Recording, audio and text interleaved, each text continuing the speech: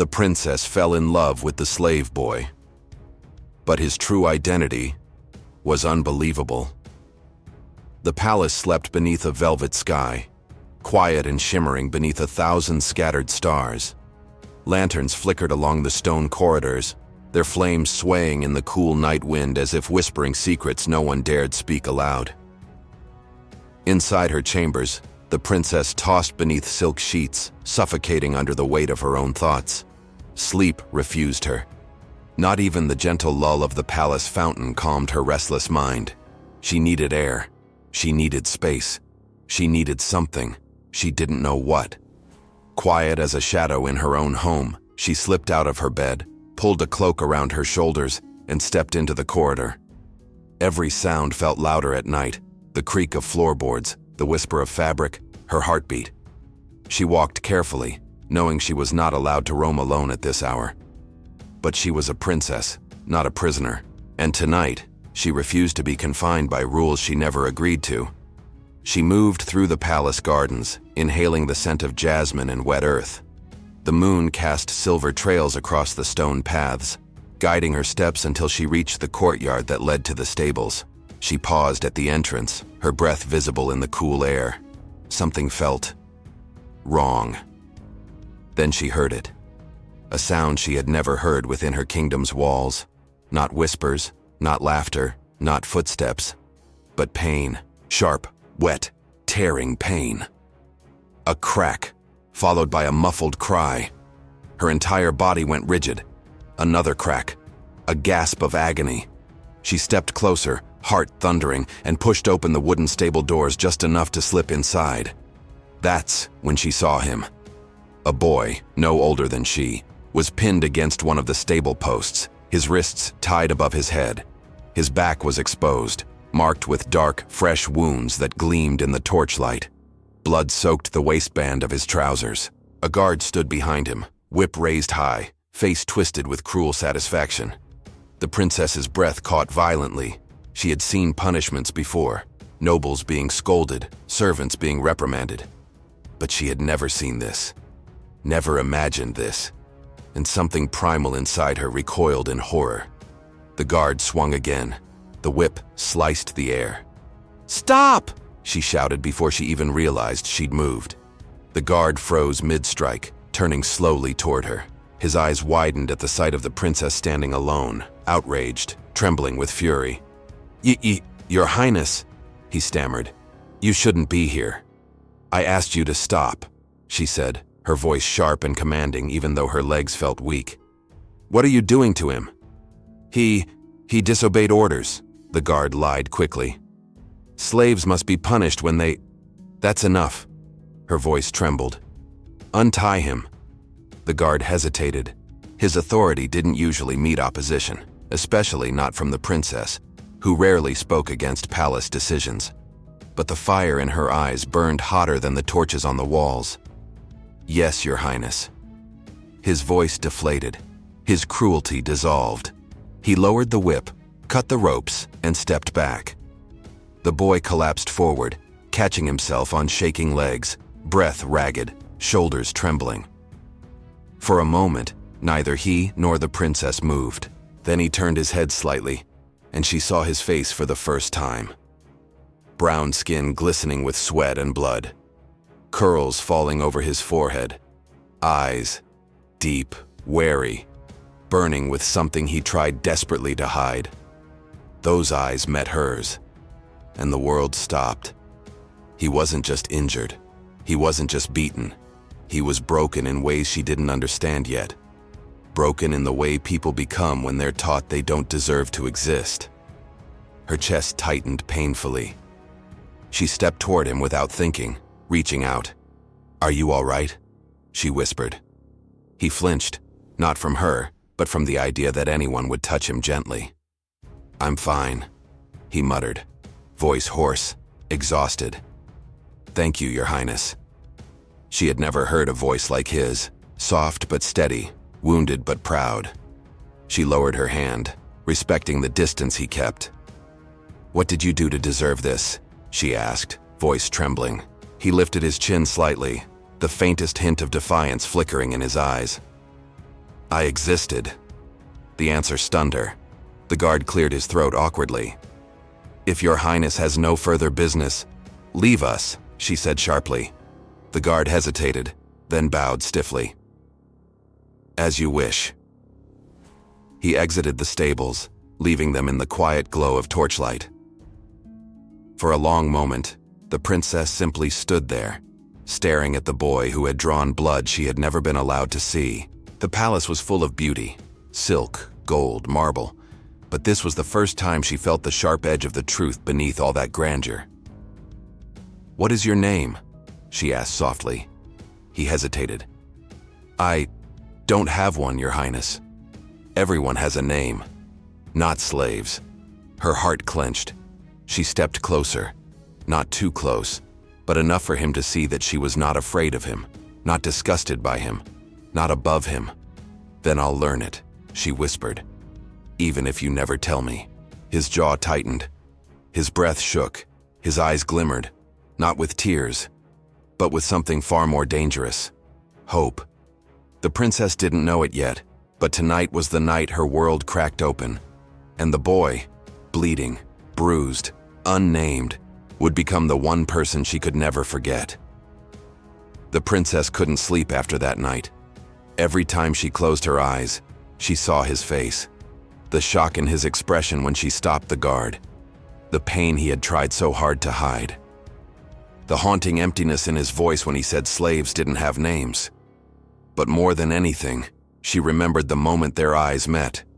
How something silent, fragile, and electric passed between them. Something she didn't have a name for yet, but felt deep in her chest like a secret awakening. The next morning, she waited impatiently for her ladies-in-waiting to finish dressing her. They brushed her hair, fastened her gown, tied her ribbons, and whispered gossip around her as if the world hadn't changed overnight. But she didn't hear a word of it. Her thoughts were far from the palace hallways, far from the formal duties awaiting her, far from the nobles who bowed with stiff smiles and sharp judgments. Her mind was in the stables. When she finally escaped her responsibilities, she hurried through the palace gardens, her cloak fluttering behind her. She tried to walk with the graceful composure expected of a princess, but her heart beat faster with every step. She didn't know what she expected to find. She only knew she couldn't stay away. The stable doors creaked open with a familiar wooden groan. Sunlight streamed through the gaps in the roof, illuminating floating dust like tiny falling stars. The scent of hay and warm earth filled the air. She stepped inside cautiously, glancing between the horse stalls until her gaze landed on him. He was sweeping the floor, slowly, carefully, as if every movement strained his injuries. His shirt clung to his back, clean but thin enough that she could see where the whip had torn into his skin. He winced each time he lifted his arm, but he made no sound, no complaint, only silence. He didn't see her at first. She took a few steps closer, and when the soft rustle of her gown reached his ears, he startled. His head snapped up, eyes widening when he recognized her. "Your Highness," he said quickly, bowing his head without thinking. Pain crossed his face at the motion. She lifted her hand. "Don't bow. Please." He froze, unsure how to respond. No royal had ever spoken that word to him. "Please." "I came to see how you were," she said softly. He blinked, as if the idea were too strange to comprehend. "I'm fine." "You're not," she replied. Her eyes dropped to the fresh scars on his back. "Does it hurt?" He hesitated. "Yes." His honesty surprised her. She stepped forward, lowering her voice. "Sit down." His brows knitted. "Your Highness, I can't." "It's not a command," she interrupted gently. "It's concern." He stared at her for several seconds, struggling to understand why a princess would concern herself with a boy like him. Finally, he sat on a bale of hay, slow and careful. She reached for the satchel she had brought and pulled out a small jar of ointment from the royal physician's chambers. "May I?" He tensed at first, shoulders rising, then slowly nodded. She stepped behind him, her breath held in her lungs, and lifted the back of his shirt inch by inch. The sight stole her breath. Wounds crisscrossed across dark skin, swollen and angry. Some still cracked open, others oozed slowly. She touched the edge of one gently and felt him flinch. "I'm sorry," she whispered. "It's not your fault." "But it shouldn't have happened." He didn't answer. His silence was louder than any words. She dabbed the ointment against the wounds with careful, trembling fingers. He didn't speak, but his breathing deepened, each touch easing the pain bit by bit. She felt every shiver, every inhalation, every tiny moment he let himself trust her. When she finished, she lowered his shirt and stepped around to face him. His eyes met hers with a new softness, fragile, grateful, confused. "You shouldn't be here," he said quietly. "If anyone sees us, I don't care. You should." She shook her head. "Why?" He swallowed. "Because I'm a slave." She took a bold step closer. "And that makes you unworthy of kindness?" "It makes me unworthy of you," he said, the words slipping out before he could stop them. Her breath hitched. The truth in his voice cut through her like a blade. "That's not for you to decide," she whispered. She sat beside him on the bale of hay. They were close, so close she could feel the warmth of his skin. Neither of them spoke for a long moment. The palace felt far away. Expectations felt far away. It was just the two of them in a quiet pocket of the world where titles didn't matter. "What's your name?" she asked again. He hesitated. His fingers tightened around the broom handle. His jaw tensed. Finally, he exhaled. "I had a name," he admitted softly. "Long ago, before the palace, before the chains. But I don't remember it. Not all of it." Her heart ached. "Then tell me what you do remember." He closed his eyes, reaching into a part of himself he had locked away for years. "A woman. My mother, I think. I remember her voice. She called me something. Something that sounded like..." He paused, searching. The princess waited. Breath caught. "Aza." She whispered it back to him. "Aza." He looked at her quickly, eyes widening, as if hearing his name from her lips awakened something buried inside him. For the first time since she met him, he smiled, small, timid, fragile, and the princess felt something shift inside her, something powerful enough to frighten her. She wasn't supposed to feel this, not for him, not for anyone, but she did, and neither of them could stop what was already beginning to grow between them. The princess returned to the stables every day after that, sometimes in the soft glow of morning, sometimes in the fading light of sunset, sometimes stealing minutes during the dead of night when the palace slept. With every visit, the fragile thread between them grew stronger, pulling their lives closer in ways neither fully understood. Aza. That was the name he remembered, a half-formed whisper from a life buried under years of chains and silence. She couldn't stop saying it in her mind. Aza. A name that felt too beautiful to belong to someone the world treated as invisible. But the more she watched him, the more she felt something unsettling beneath the surface. For a slave, he moved with a grace that didn't match the roughness of his life. His posture was too straight, his speech too articulate, his gaze too sharp. He listened like someone trained to observe, not fear. He carried himself like someone who had been taught dignity before it was stripped away. None of it made sense. One evening, after her royal lessons ended early, she hurried to the stables with a stolen loaf of bread wrapped in cloth. She found Aza alone in one of the stalls, feeding a restless young horse. The animal calmed beneath his touch, leaning into him as though trusting him instinctively. "Aza," she called gently. He turned, and she couldn't help smiling when his eyes softened at the sight of her. "You shouldn't bring me food," he said, though he accepted it with quiet gratitude. "You'll get in trouble." "I don't care." He shook his head helplessly, but a faint smile tugged at the corner of his mouth. He sat on a bale of hay, breaking the bread into pieces, offering her half. She took it without hesitation. They ate in silence for a while, the kind of silence that felt safe, not empty. When he finished, he winced and pressed a hand lightly to his side. She noticed instantly. "You're hurt again," she said, concern flaring in her chest. "It's nothing." "Aza." He sighed, knowing she wouldn't drop it. "A guard shoved me earlier. I fell on a sack of grain." "Let me see." "No." The word came too fast, too sharp. She blinked, surprised by the fear that flashed in his eyes. Not fear of her, but fear of what she might see. "Aza," she said softly, stepping closer. "If someone is hurting you, I need to know." He looked away. "You can't change what happens to people like me." Her heart squeezed painfully. "But I can help you." She reached out and touched his arm gently. He stiffened, but didn't pull away. Slowly, reluctantly, he lifted the edge of his shirt to show her his side. She expected bruises. She expected welts.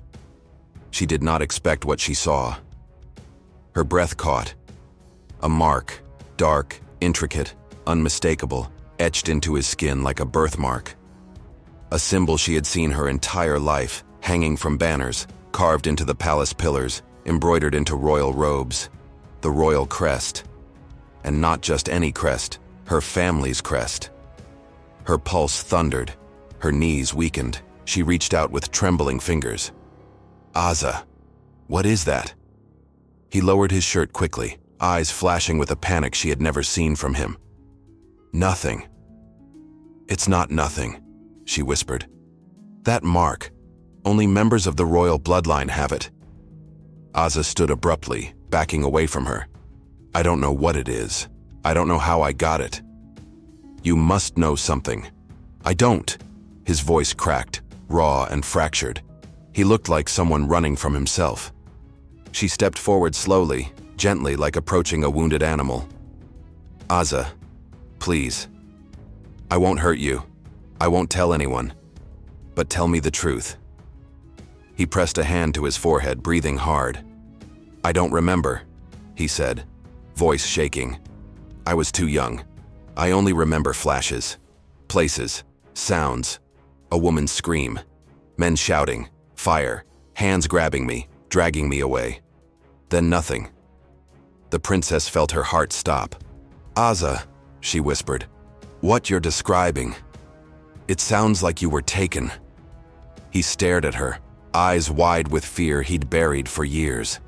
"Sometimes, I dream of a crib, of a room with silk curtains, of music, and I dream of a man wearing a crown.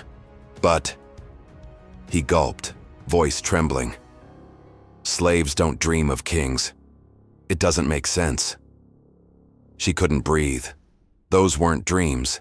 They were memories. "Aza," she whispered, "I think your past is far bigger than you know." He looked away, shaking his head violently. "Don't say that. Don't make me hope for something impossible. This is my life. This is who I am." But she saw it now, saw the truth written in the shape of his face, in the fire in his eyes, in the dignity that even slavery couldn't erase. "You're not who they told you you are," she whispered. He snapped his gaze back to her. "And if the truth gets out? If anyone hears you say that?" "I'll be killed, princess." She opened her mouth to promise she'd protect him, but before she could speak, heavy footsteps echoed outside the stable door. Guards. Aza's face drained of color. "They're coming," he whispered. "We can't be seen together. Go, please." She hesitated. He touched her arm lightly. "Please, for both our sakes." She nodded and slipped out a side door just as two guards entered. They glared at Aza suspiciously, but didn't find anything unusual. But the princess knew the truth. Aza's identity was wrong, impossible, dangerous. And if she was right, then the boy she had fallen in love with was not a slave at all. He was something far greater, something the kingdom had tried to erase. Days passed, then weeks, and the princess's world slowly split into two halves. The public one she performed for the kingdom, and the hidden one she lived only in the quiet corners of the stables.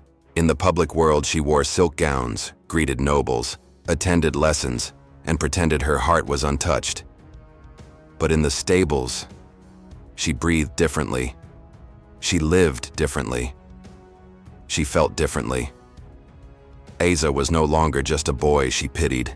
He had become the pulse under her skin, the secret behind every stolen glance, the warmth she carried through cold marble halls. Every meeting drew them closer, dangerously closer, as if fate itself kept nudging them toward each other despite the walls built to keep them apart. The princess tried to convince herself that she could keep their connection innocent, safe, untouched.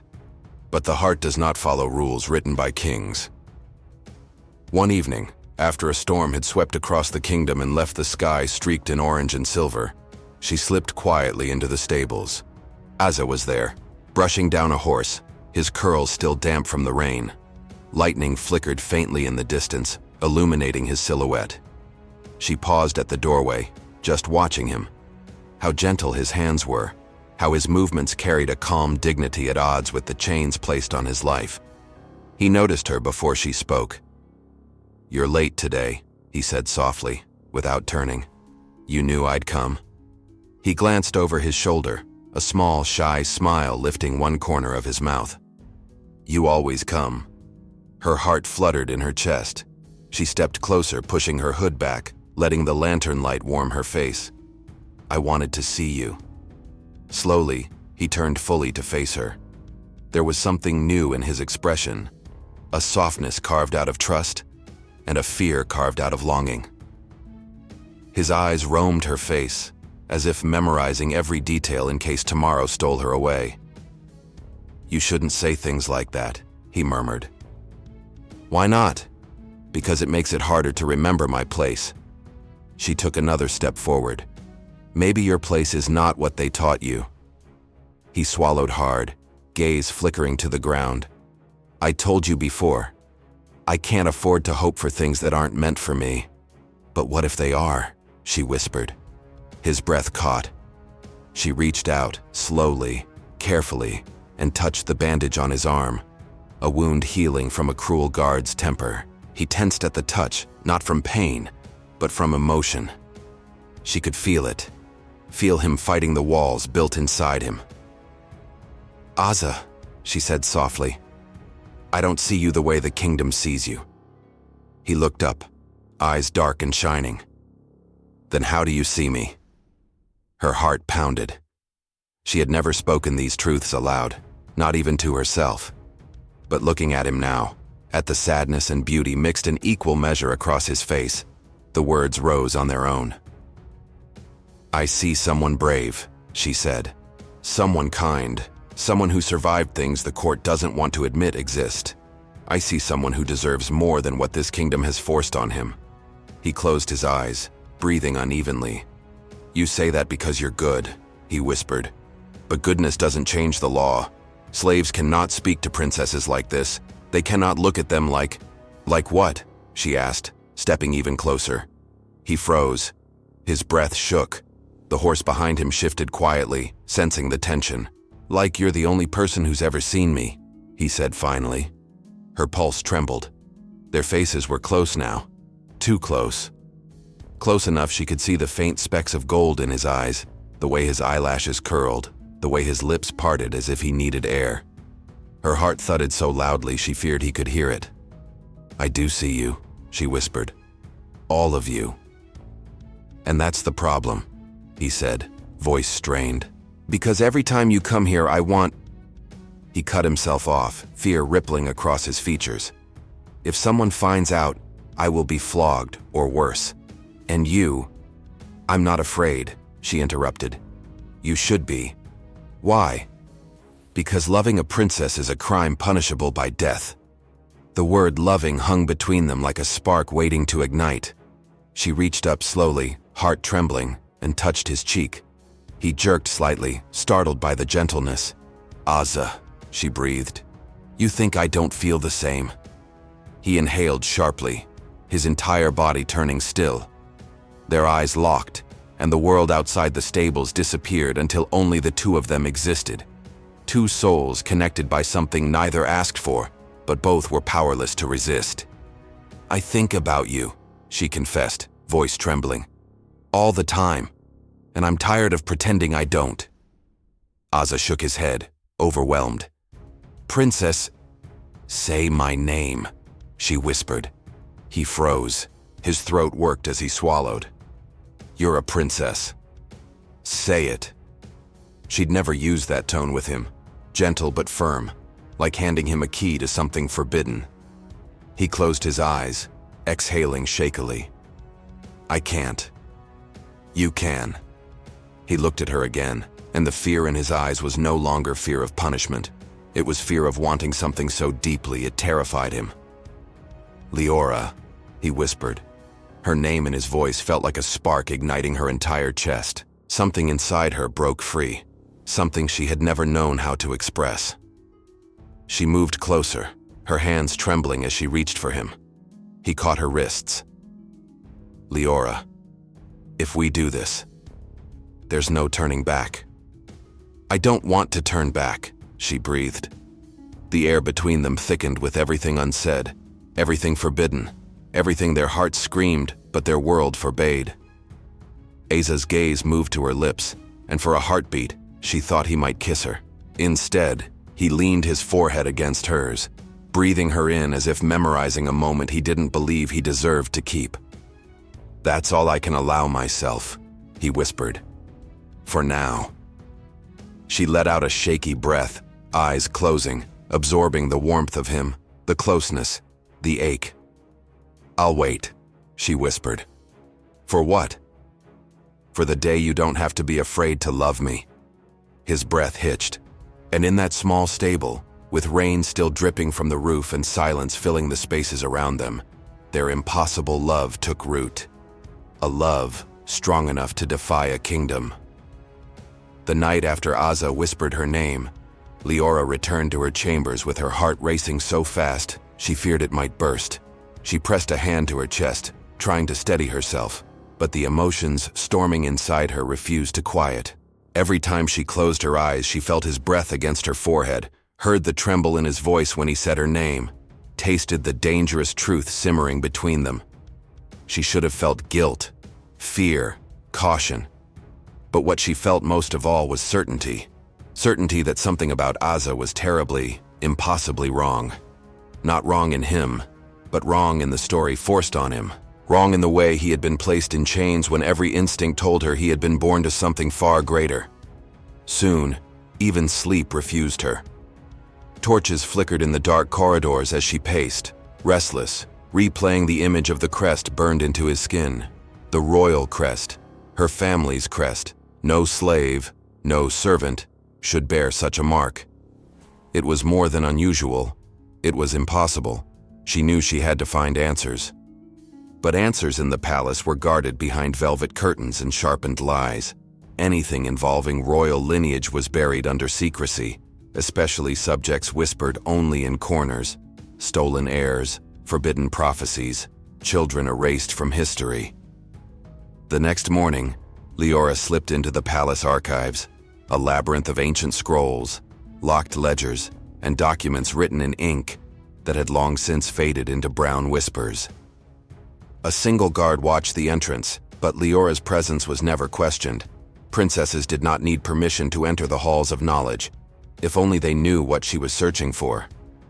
She dug through birth registries, old census records, royal family logs dating back decades. None of them mentioned a child with Asa's description. None mentioned a baby lost or taken. But she noticed something else, something stranger. There was a gap. A complete gap. A missing registry spanning nearly 2 years during her father's early reign. The pages had been ripped out, not misplaced, torn with force, leaving jagged scars along the binding of the books.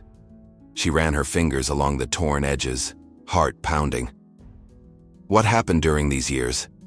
She turned to find the royal genealogist entering the room, his face weary from years of keeping secrets. He bowed clumsily, nearly dropping the scrolls in his arms. "Your Highness," he stammered. "Forgive me. I did not expect anyone here." Leora stood straighter, letting the authority of her rank wrap around her like armor. "Tell me," she said calmly, pointing to the torn section. "Why are these pages missing?" He froze. Those documents were damaged, Princess." "Damaged?" she repeated. "Conveniently only the ones covering 2 specific years?" He swallowed. Sweat beaded at his temples. "I am not permitted to speak of it." "By whose order?" she pressed. He hesitated too long. Far too long. Finally, in a voice barely above a whisper, he said, "By the former king." Her grandfather. Dead for years, yet still able to cast shadows across the future. Leora felt the air leave her lungs. "What happened?" The genealogist shifted uncomfortably, his eyes darting toward the door. "Your Highness, I could lose my tongue." She stepped closer. "Look at me." He obeyed. "Do you believe I would betray someone who speaks the truth?" she asked softly. His shoulders sagged. "No, Princess." "Then tell me." He hesitated only a moment more before leaning close, his voice trembling. "There was a child," he whispered, "born into the royal bloodline, a boy, but he was stolen the night a prophecy reached the king's ears." Her blood froze. "Prophecy?" "What prophecy?" she breathed. "That a dark-skinned prince would rise and end the corruption of the royal line. That he would restore justice to the kingdom and dethrone any ruler who abused his power." Leora felt her knees weaken. "Dark-skinned prince," the genealogist continued, eyes wide with fear. "Your grandfather believed it meant rebellion. He feared the child, so he ordered him taken, hidden, erased." She felt the world tilt. Hidden where? His voice barely came out. "Among the slaves." Her chest constricted. "What happened to the mother?" "The king silenced her. No one saw her again." Leora felt something inside her snap, some fragile thread of innocence she didn't know she still carried. "And the child?" she whispered. "No one knows where he ended up. The slaves were scattered after the raid. But we do know the boy bore the royal crest at birth." The world went silent around her. His scar, his memories, his dignity, his intelligence, his existence. Aza wasn't just stolen, he was the stolen prince. Her breath came in sharp, trembling pulls. She stepped back, the room spinning. The genealogist bowed his head, as if bracing for the storm he feared he had unleashed. Leora left the archives in a daze. Every corridor felt sharper, every sound louder, every shadow heavier with truth. She clutched her cloak to her chest, her hands shaking violently as she exited into the cold morning air. Aza, the boy she had fallen in love with. The boy she had touched, comforted, protected. The boy who had whispered her name with trembling reverence. He was not a slave. He was not a servant. He was not insignificant. He was the rightful heir. A prince stolen by fear. A prince enslaved by prophecy.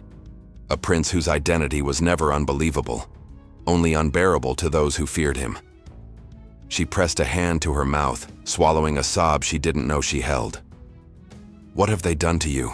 she whispered. And for the first time since she met him, she feared that love alone might not be enough to save him.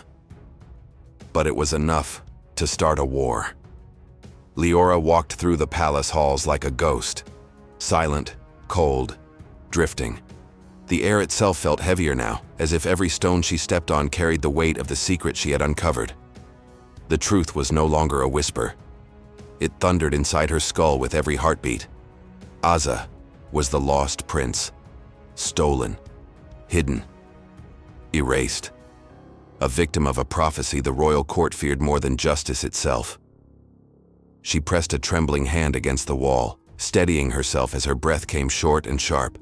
She felt sick, betrayed, furious.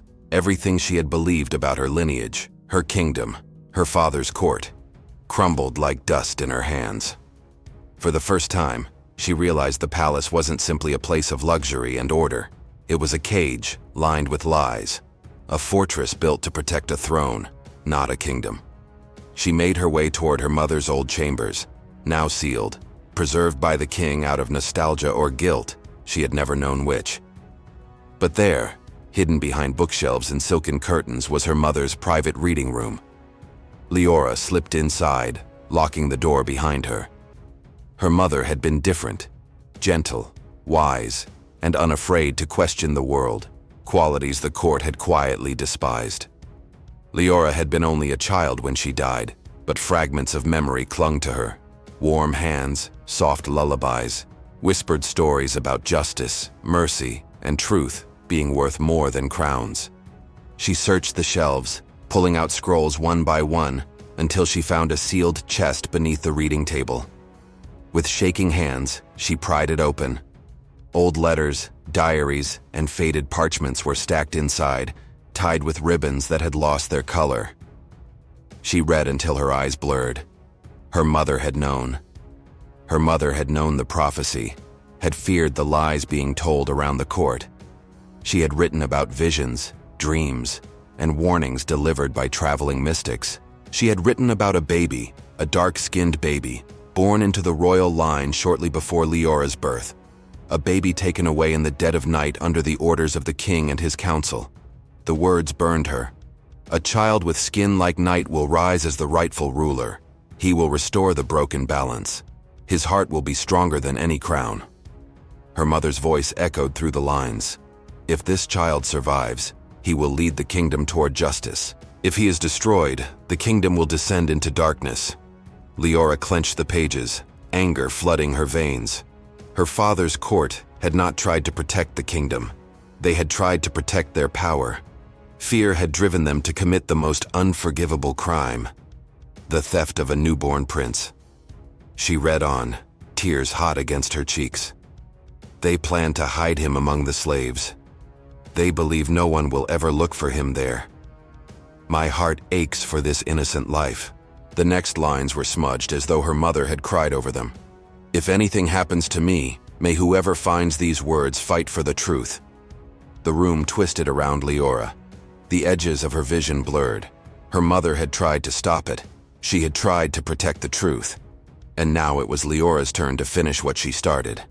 She pressed the diary to her chest, sobs breaking free as she knelt on the soft carpet. "I'll fight for him," she whispered. "I swear it." But grief wasn't the only thing filling her heart. Something else rose too, something stronger, hotter, more dangerous. Resolve. Azza had been made a slave not because of who he was, but because of the power he could become. The prophecy wasn't a curse. It was a promise, one her family had tried to bury. She pushed herself to her feet and moved toward the window overlooking the courtyard. From there, she saw him. Azza, sweeping the ground, shoulders tired, movement slow. A boy carrying the burdens of a king without even knowing he was one. Her heart tightened. She couldn't tell him yet. Not like this. Not when the truth could destroy him. She had to gather proof, evidence, allies, knowledge. She needed to move carefully. The court was full of eyes and ears, and the wrong whisper could get Azza executed before she could save him. The door creaked suddenly. Leora turned sharply, heart jerking into her throat. A shadow slipped into the room. It was her personal maid, Lysa, a girl she trusted more than anyone in the palace. Lysa's eyes took in the diaries scattered across the floor, the tears on Leora's face, the fire burning in her gaze. "Princess," she whispered, stepping forward cautiously, "what have you discovered?" Leora hesitated for a heartbeat, then made a decision that would change everything. "The truth," she said, "about the lost prince." Lysa gasped softly, covering her mouth. "You know?" Leora's eyes widened. "You knew?" Lysa hesitated, then nodded slowly. Whispers among the servants, old stories, things the court tried to bury. They thought slaves didn't listen.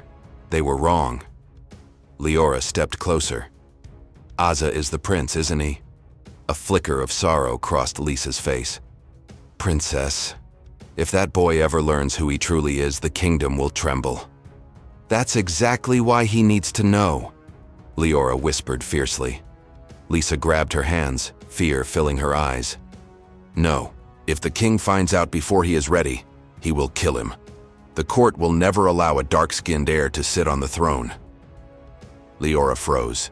She knew Lisa was right. Aza's life now hung by a thread. Fragile, delicate, and in constant danger. Leora closed her eyes, breathing deep. Then we fight in shadows, she whispered. And when the time comes, we bring the truth to light. She looked down at her mother's diary, its words a legacy she had inherited. This kingdom stole his life, she said softly. And I will be the one who gives it back. Her heart raced, because this wasn't just about prophecy anymore. It wasn't just about justice. It wasn't even just about truth. It was about love.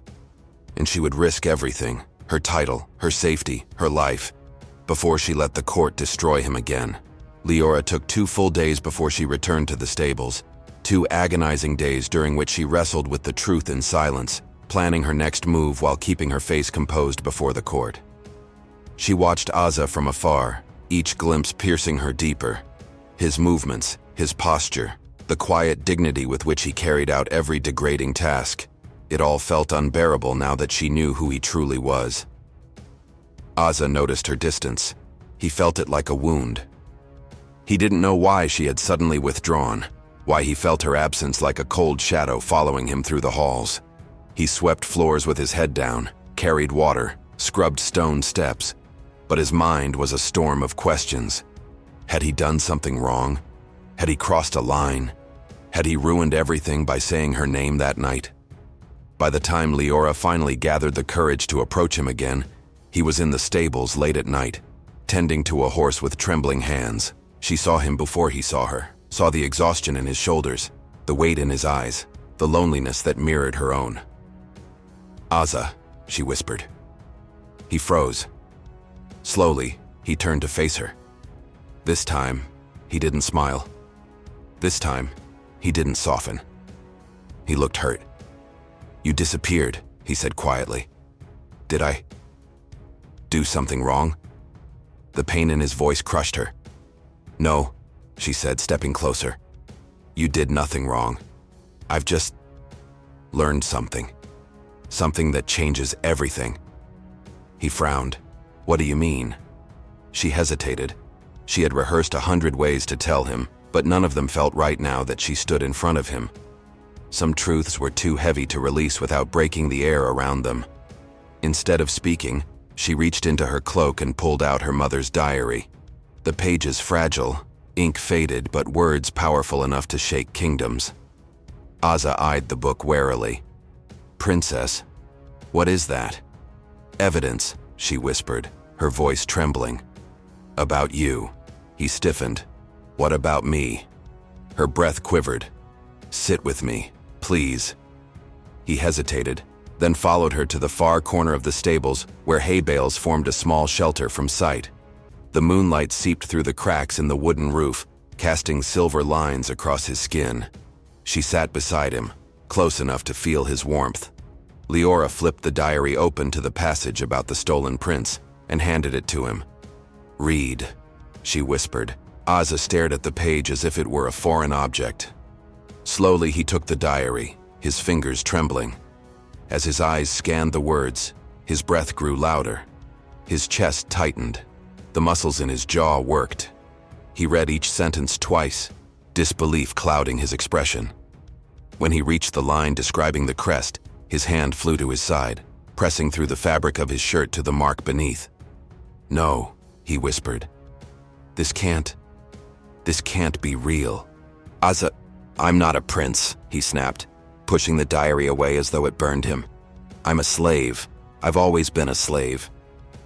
"You were made one," she said softly, "not born one." He stood abruptly, shaking his head. "Stop. Stop saying these things. You don't understand." "I do," she said, rising to face him. "More than you think. I found the missing records. I spoke to people who knew pieces of the truth. There was a boy taken, a dark-skinned boy, a boy with the crest you carry." Aza's breathing turned ragged. You think because I have a mark on my skin that makes me worthy of a crown. Princess, people like me die for far less than being accused of having royal blood. You're not accused, she insisted. You are. He shook his head violently. No, that would mean everything in my life. Everything I've suffered was because someone feared what I could become. That's exactly why it happened. He stared at her, eyes filled with something deeper than fear, something that looked like grief carved into bone. I can't be a prince, he whispered. I wouldn't know how. I don't remember anything. I don't even remember my mother's face. I barely remember her voice. How can I be someone I don't remember being? Leora stepped closer and gently took his trembling hands. You don't need to remember who you were, she said softly. You only need to know who you are. His eyes glistened. And who is that? He whispered. She lifted one of his hands to her chest, placing it over her heart. Someone whose life matters, she breathed. Someone who was stolen, not forgotten. Someone who deserves to know the truth, even if it terrifies him. Someone who, her voice cracked. Someone I care for deeply. Azza closed his eyes, fighting back tears. He pulled his hand away, rubbing his face as though trying to erase everything she had said. I don't know how to carry this, he whispered. I don't know how to breathe with this truth my whole life.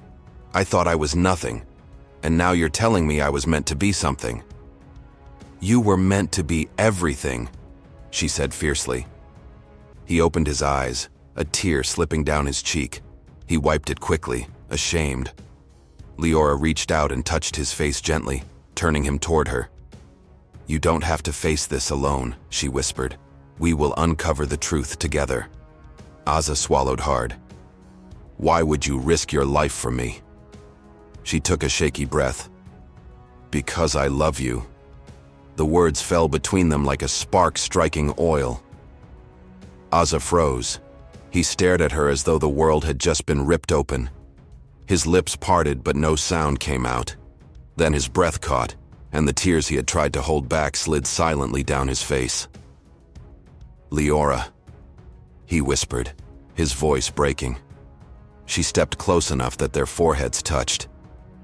You don't have to love me back, she whispered. Not now, not ever. But you deserve someone who will fight for you. And I choose to be that person. Aza's hands gripped her cloak, as if anchoring himself to her so he wouldn't collapse. For a moment he sobbed quietly, shoulders trembling with decades of pain unraveling at once. When he finally spoke, his voice was a whisper carved from shattered hope. If what you're saying is true, then I've been living in chains meant for someone else. She cupped his face gently. No, she whispered. You've been living in chains meant to hide someone extraordinary. Azza closed his eyes, breathing her in. And in that fragile moment beneath the stable roof, the stolen prince finally confronted the truth of who he was. Not a slave, not a shadow, not a forgotten boy. But the heir fate had tried to erase. For a brief moment, the world inside the stables felt safe. Two hearts pressed together in the dark, wrapped in the fragile cocoon of truth and confession. But safety, Leora knew, was an illusion in a palace built on fear, and illusions always break. The next morning, she woke with a tension in her chest she couldn't explain. The palace felt wrong, too still, too sharp, like the calm before a violent storm. Servants moved with hurried steps. Guards whispered to each other in low tones. Court officials wore expressions she recognized from childhood. Something had happened, something they feared discussing aloud. By midday, Leora's fears were confirmed. Her father summoned her to the throne room. When she entered, the atmosphere was suffocating. The massive hall, usually bright with banners and sunlight, felt dimmer, colder. Her father, the king, sat upon the throne, hands gripping the armrests tightly. His jaw was locked, his eyes hard as carved stone. Behind him, his advisors stood in rigid rows, lips thin with anticipation. But it wasn't the king's expression that chilled Leora's blood. It was what lay at the center of the hall, a whip, a bloodied rope, and a torn piece of cloth she recognized instantly. Azza's shirt. She froze. "Come here," the king said, his voice like thunder rumbling against marble. Leora forced her legs to move, though each step felt heavier than the last. "Do you know what this is?" the king asked, gesturing to the evidence on the floor. She swallowed hard. "It looks like a servant's clothing. And yet you seem unusually familiar with it." Her heart thudded painfully. The king's eyes searched her face with a predator's precision. "Is there something you wish to confess?" he asked. Leora said nothing. The silence condemned her. Her father rose from the throne, descending the steps slowly, each footstep echoing like a drumbeat of war. He stopped in front of her, towering, breath shallow with fury. "Leora," he said, voice trembling, "I received information this morning that you have been meeting with a slave boy in secret." The room shifted violently around her, her vision blurred. Guards straightened, advisors smirked with satisfaction. "Is it true?" Her throat was too tight to speak. "Is it true?" the king repeated, voice rising. She lifted her chin slightly, just enough. "Yes."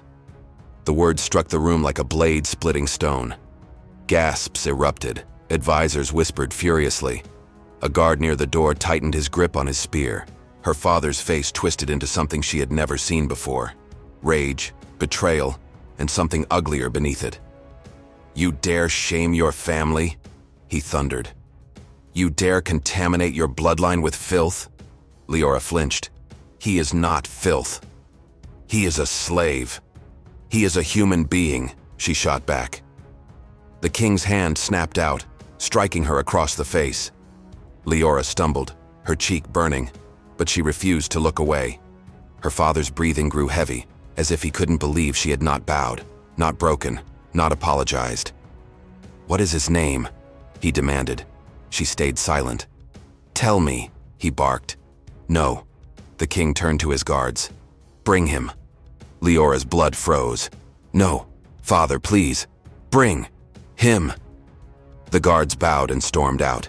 Leora felt her lungs collapse. She rushed forward and grabbed the king's sleeve. "You don't understand. You can't hurt him." The king yanked his arm free. "I will do more than hurt him."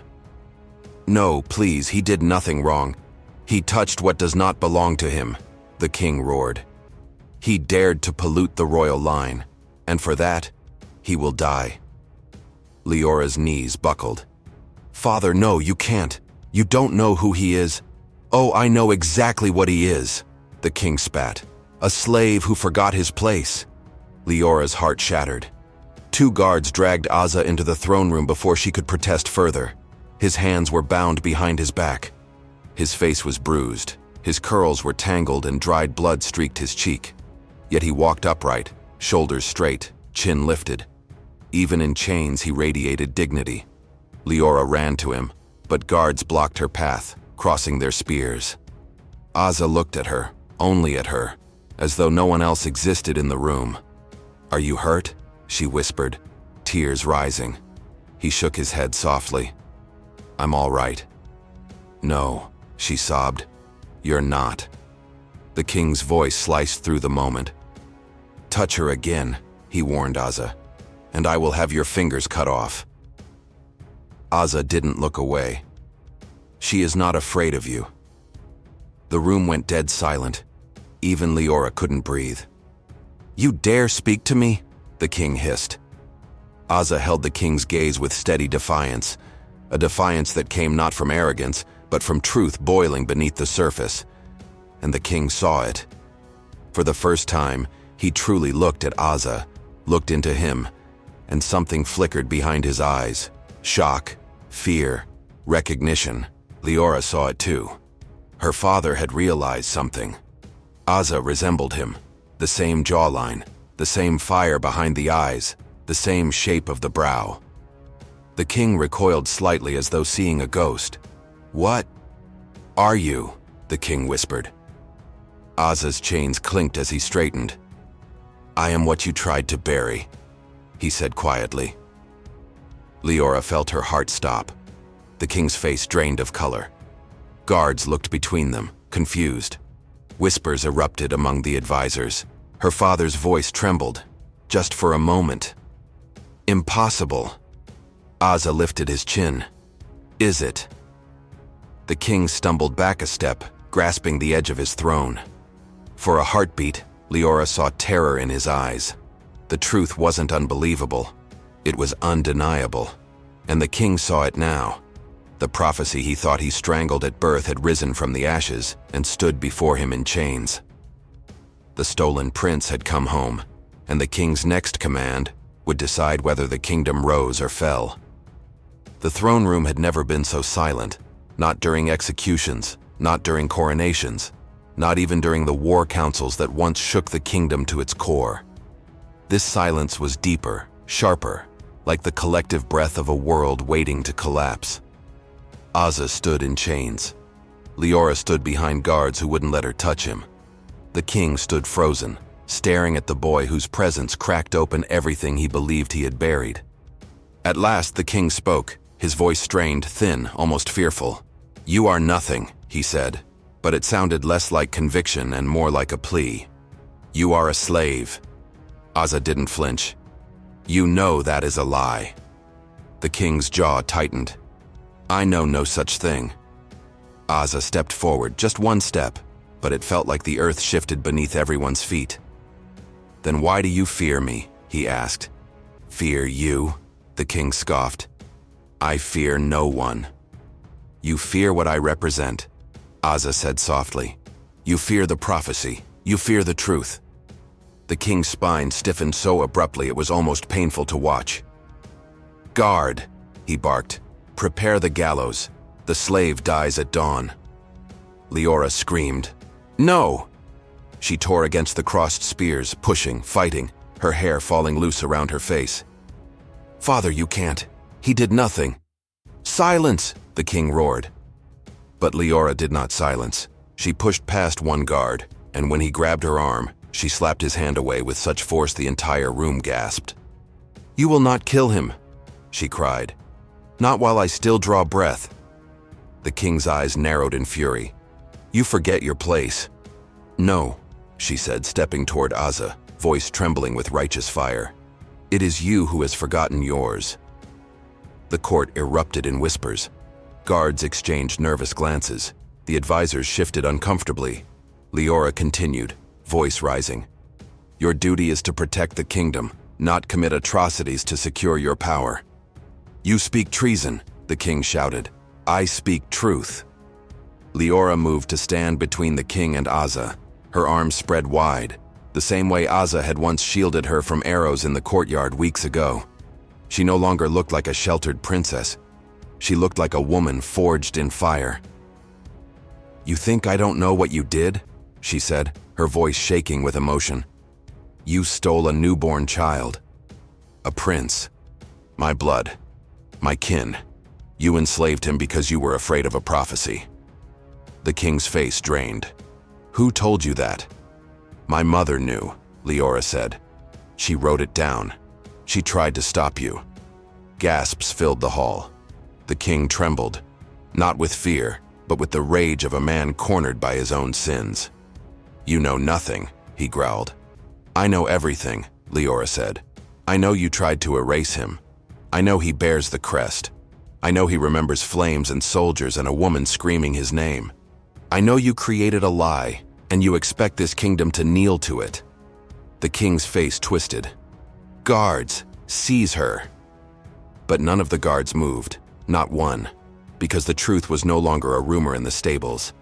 It now hung in the air like a spark above dry grass, ready to ignite. One guard finally stepped forward.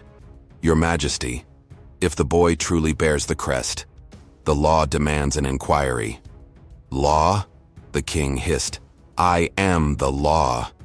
"No," Azza said quietly. "You are a man who is afraid." The king spun toward him with a snarl. "I should kill you where you stand." "You tried that once already," Azza replied. A collective shudder rippled through the hall. The king grabbed a guard's sword in a blur of movement. He raised it high over his head. Leora screamed Aza's name, but the blade never fell, because the captain of the royal guard stepped forward and caught the king's wrist mid-swing. "Your Majesty," the captain said carefully, "if you kill this boy without judgment, the kingdom will not stand behind you." The king looked around, realizing something horrifying. No one, not the guards, not the advisors, not even the nobles, was willing to help him silence the truth. The facade had cracked, and Aza stepped into that crack like a rising dawn. He raised his voice, not loudly, but with the steady calm of someone reclaiming a destiny that had been stolen from him. "If you execute me," he said, "you kill the rightful heir." Gasps burst like sparks. "And if you continue this lie," Aza added, "the people will learn what you did, and they will choose justice over fear." The king's knees buckled. He lowered the sword, his breaths ragged with disbelief. Leora turned to Aza, her eyes shining with tears. "Say it," she whispered. "Claim the truth." Aza looked at her, at the court, at the man who had tried to erase him, and drew in a trembling breath. "My name is Aza Alvion," he said, "son of Queen Seraphine, born into the royal line, the prophecy child you tried to destroy." A wave of shock rolled through the hall. Some guards knelt immediately. Others hesitated only a heartbeat before following. Nobles bowed their heads one by one, as if compelled by something ancient and undeniable. And then, as if a centuries-old weight lifted, the court whispered the words that changed everything. "The prince has returned." The king collapsed onto the steps of his own throne, defeated. His voice cracked into a whisper. "You'll destroy the kingdom." "No," Aza said, stepping forward. "I will heal it." Leora pushed past the guards at last and rushed into Aza's arms. He caught her with a choked breath, burying his face in her hair. The court did not intervene. They did not gasp. They did not whisper. They simply watched as destiny crowned the truth. Aza pulled back enough to hold her face in his hands. "You saved me," he whispered. "You were worth saving," she replied. And in front of the entire kingdom, he pressed a trembling kiss to her forehead. A promise, a vow, a beginning. When they turned back to the court, side by side, united in truth and love, no one doubted the future anymore. Prophecy had not doomed the kingdom. It had delivered its rightful king. Aza rose from chains. Leora stood beside him. The lies of the past crumbled, and the stolen prince finally stepped into the throne that had always been his.